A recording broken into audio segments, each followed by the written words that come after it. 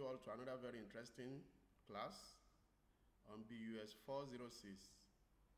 Our last class we discussed on northwest corner method and various steps that we can use to solve northwest corner method. But today we look at least cost method.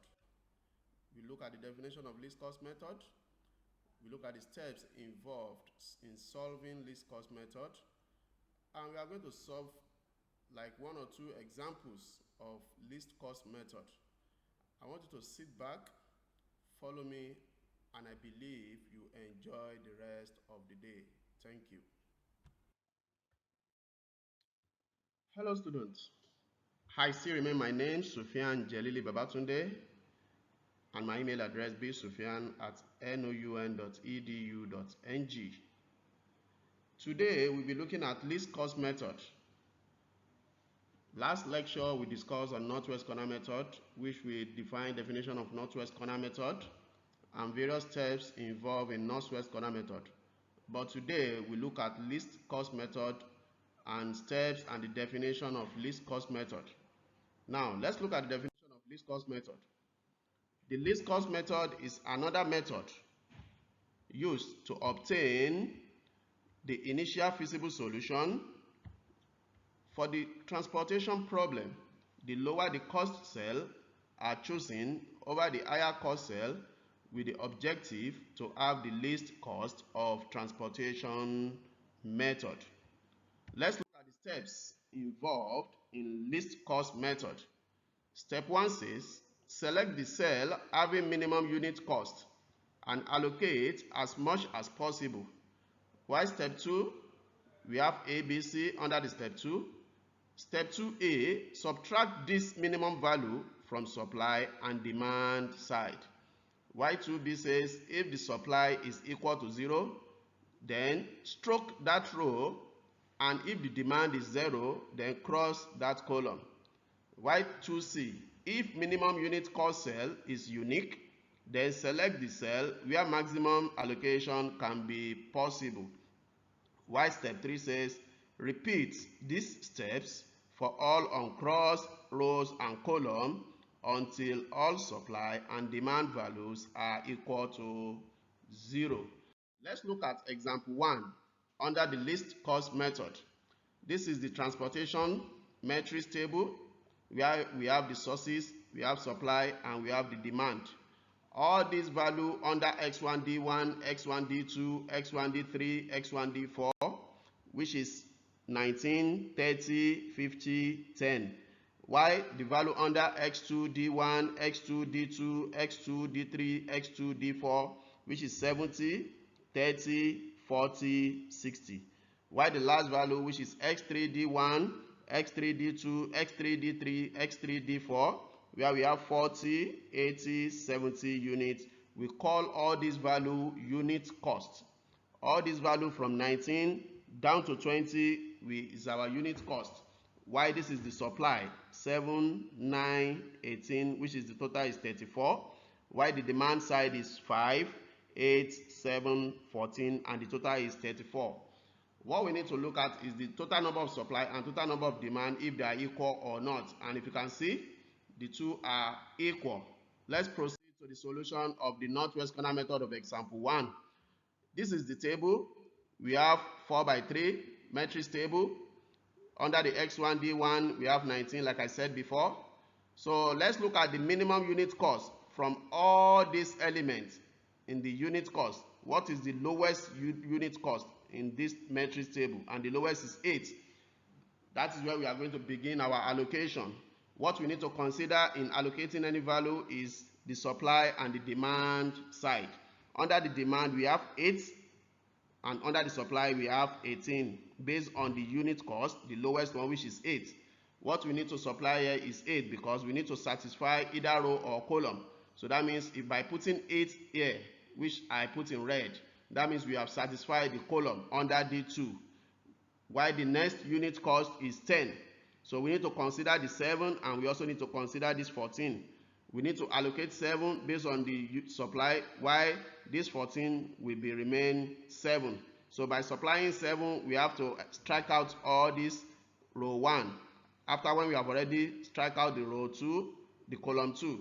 So the next unit cost is 70, is 20, where we having 18 and 14. Mind you, we have 7 left here. That's why we have the 7 as our remaining value. If you add this together, give us what? 14. Why the next unit cost cell is 40. We have 240. You can pick either of the two to allocate. So we pick 3 here and we pick 7 here, while the last value is what? 70, where we'll be having our 2 in our quantity. So what we need to do is by allocating all the value. After allocating all the value in the matrix table, we need to proceed and look at our minimum total transportation cost, where we'll be talking of from to quantity, unit cost, and total cost. In our X1D4, the quantity we have there is 7, while the unit cost is 10. We multiply the two together, give us 70. H2D1, we have the quantity is 2, while the unit cost is 70. If we multiply the two, we give out 140.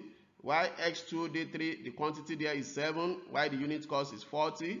If we multiply, it will give us 280. While the S3D1, the quantity there is 3, while the unit cost is 40. If we multiply, we have 120.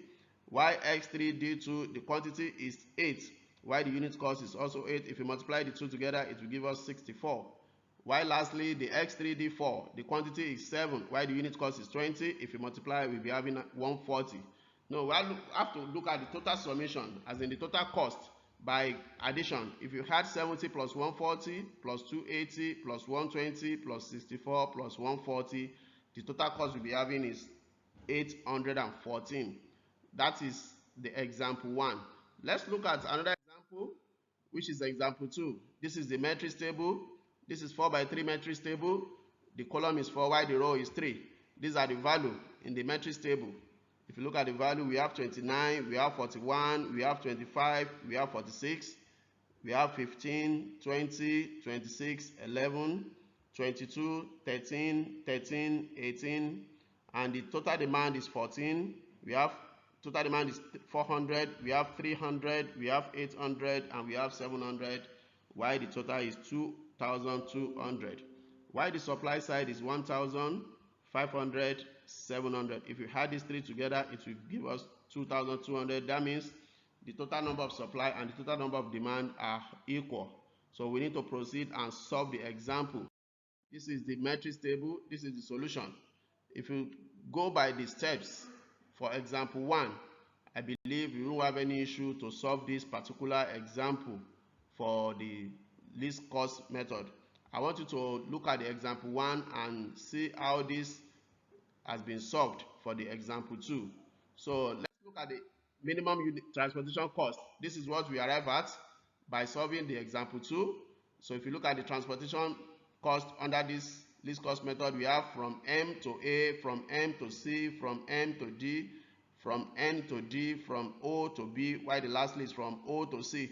This is the quantity that we arrive at, and this is the unit cost. The unit cost is the permanent, is stable, while this is the total cost after multiplying 400 by 29, 400 by 25, 200 by 46, 500 by 11, 300 by 13, 400 by 13. This is what we arrive at, and this is the total figure, which is 45,400. So having that, you can now see the activity. I believe with the two examples, if you follow the steps, look at this activity.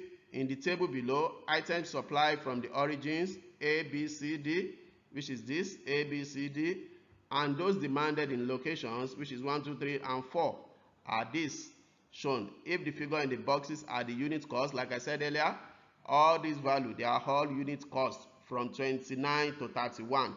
They are all unit cost. Use this least cost method to allocate the material in order to minimize cost of transportation.